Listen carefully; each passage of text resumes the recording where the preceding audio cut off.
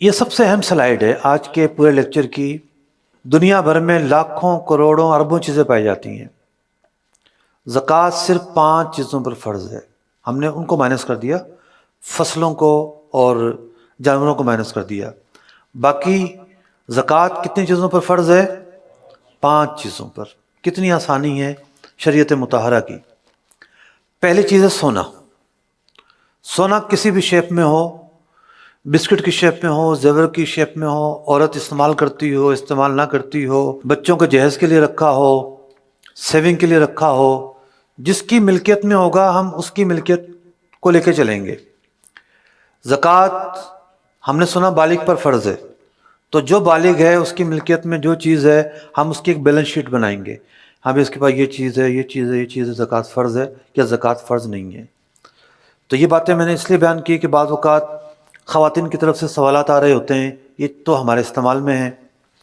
سونا کسی بھی شیپ میں ہو، اس پر شرائط پائے جائیں تو زکوٰۃ فرض ہوگی۔ نمبر 2، چاندی۔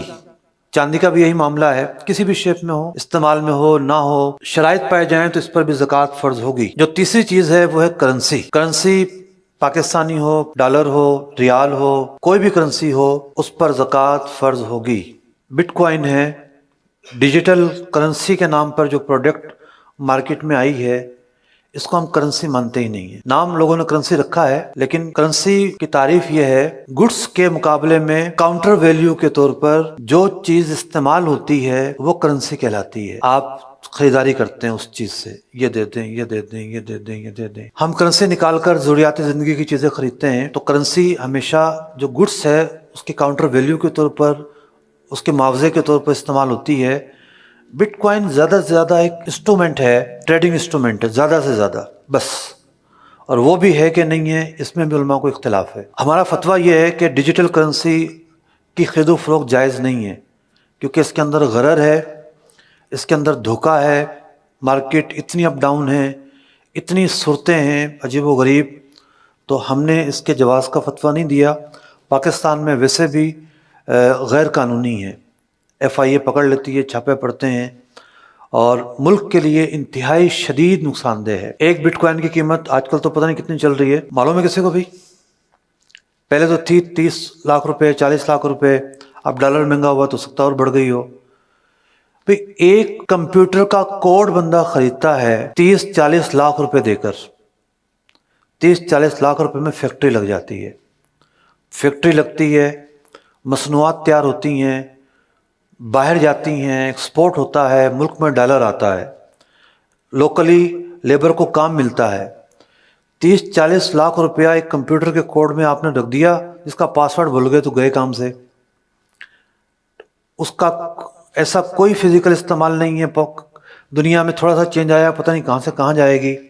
تو یوں اس کے اندر غرر ہے، انسرٹنٹی ہے، اتار چڑھاؤ بہت زیادہ ہے۔ چوتھی چیز ہے پرائز بانڈ۔ پرائز بانڈ جو ہے بعض لوگ کہتے ہیں کہ جائز نہیں ہے۔ 2 طرح کے پرائز بانڈ ہوتے ہیں، 2-3 سالوں سے ایک پرائز بانڈ کی نئی قسم پیدا ہوئی ہے مارکیٹ میں، پریمیم پرائز بانڈ کہلاتے ہیں۔ یہ خالصتاً سودی پرائز بانڈ ہے۔ یہ پرائز بانڈ ہمارے اس لسٹ میں شامل ہی نہیں ہے، اس وجہ سے کہ وہ تو صرف ایک رسید ہے۔ اصل تو وہ سیونگ اکاؤنٹ ہے جس پر سود ملتا ہے، اور ایک سودی اسکیم ہے جس میں پڑھنا جائز بھی نہیں ہے۔ یہ جو دوسرے پرائز بانڈ ہیں جو پرانے ہیں، ان پرائز بانڈ کی جو حیثیت ہے وہ ٹریڈنگ گڈس کی ہے۔ ٹریڈنگ گڈس کے طور پر یہ اپنا وجود رکھتے ہیں۔ جس طرح ڈاک کا ایک ٹکٹ ہوتا ہے، جس طریقے سے اب اسٹامپ پیپر ہوتا ہے۔ ڈاک کا ٹکٹ ایک ہی ایریا کا ہے لیکن اس کی قیمتیں ڈیفرنٹ ہیں، اسٹامپ پیپر ایک ہی پیپر ہے، A4 کا پیپر، اس کی قیمتیں ڈیفرنٹ ہیں، اور اس ڈیفرنٹ قیمتوں کی وجہ سے آپ اس کو خرید رہے ہوتے ہیں۔ تو پرائز بانڈ ایک خود گڈس ہے، اگر گم ہو جائے تو آپ کے پیسے چلے جاتے ہیں۔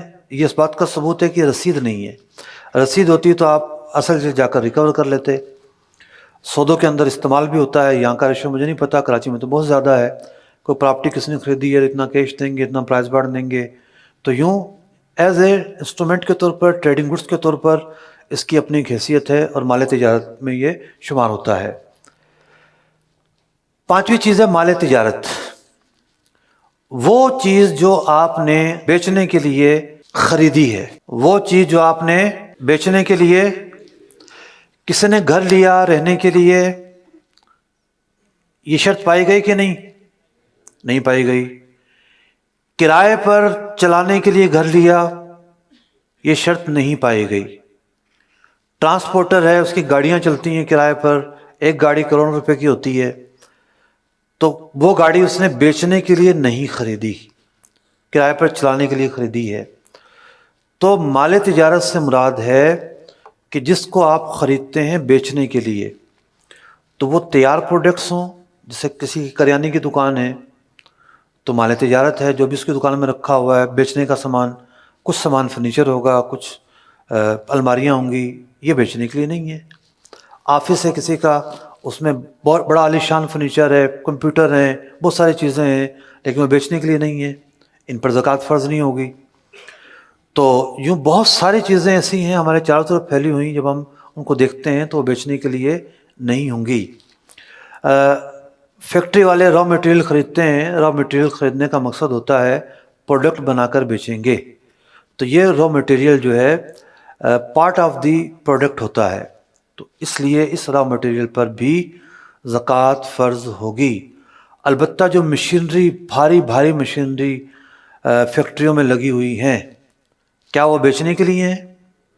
نہیں، ان مشینریز پر زکوٰۃ فرض نہیں ہے، کیونکہ وہ بیچنے کے لیے نہیں ہے، مال تجارت نہیں ہے. ہاں کسی کا کام ہی مشین بیچنے کا ہے تو ظاہر بات ہے اب اس کے لیے یہ آئٹمز جو ہیں وہ ٹریڈنگ گڈس ہوں گے اور زکوٰۃ فرض ہوگی.